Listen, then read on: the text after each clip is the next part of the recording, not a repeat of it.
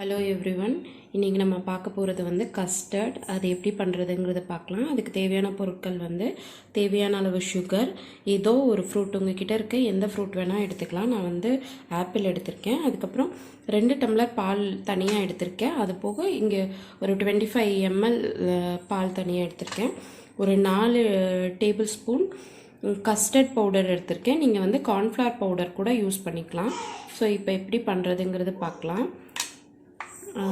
நான் 2 டம்ளர் பாலை வந்து நல்லா அடுப்பில் சூடாக்க வச்சுருக்கேன். இப்போ வந்து இந்த கஸ்டர்ட் பவுடரையும் இந்த 25 ml மில்கையும் வந்து நல்லா மிக்ஸ் பண்ணிவிட்டு அந்த பாலோடு சேர்த்துக்கலாம்.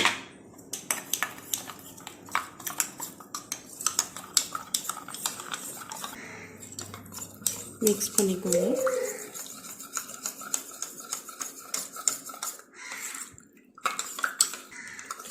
லம்ஸ் இல்லாமல் நல்லா மிக்ஸ் பண்ணிக்கோங்க. மிக்ஸ் பண்ணிவிட்டு இந்த மிக்ஸை வந்து நம்ம பாலோடு சேர்க்கணும். பார்த்திங்கன்னா நல்லா ஃபைன் பேஸ்ட் மாதிரி ஆயிடுச்சு. இதை வந்து நம்ம அடுப்பில் வச்சுருக்க பாலோட மிக்ஸ் பண்ணிக்கலாம்.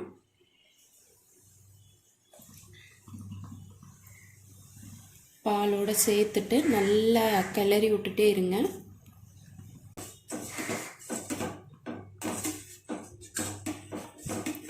இப்போ தேவையான அளவு சுகர் போட்டுக்கலாம். நான் ஒரு 4 டீஸ்பூன் சுகர் போட போகிறேன். உங்களுக்கு எவ்வளோ சுகர் வேணுமோ அதுக்கு தகுந்த மாதிரி நீங்கள் ஆட் பண்ணிக்கோங்க.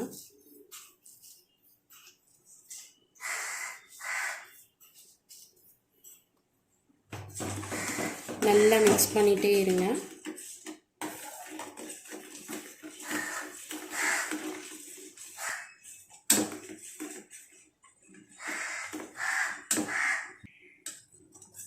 நான் இன்றைக்கி கஸ்டர்ட் பவுடர் எடுத்திருக்கேன். நீங்கள் வந்து கார்ன்ஃப்ளவர் கூட செய்யலாம்.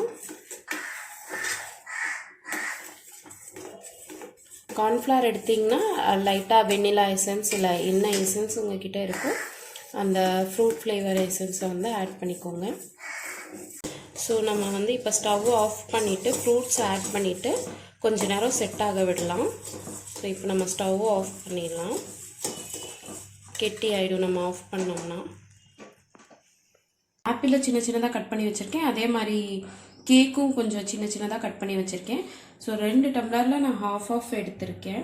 ஸோ நம்ம இப்போ இதில் மிக்ஸ் பண்ணிக்கலாம். ஆப்பிள் ஒரு டம்ளர்லேயும் கேக் ஒரு டம்ளர்லேயும் போடுறேன். ஸோ பாதி போட்டுட்டு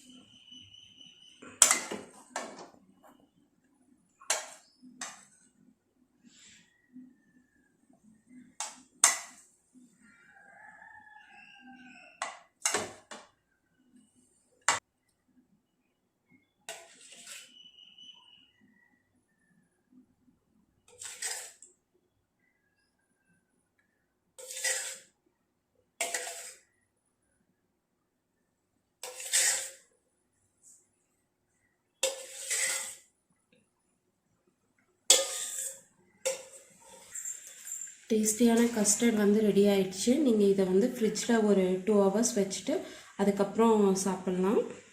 நல்லாயிருக்கும், டேஸ்ட்டாக இருக்கும்.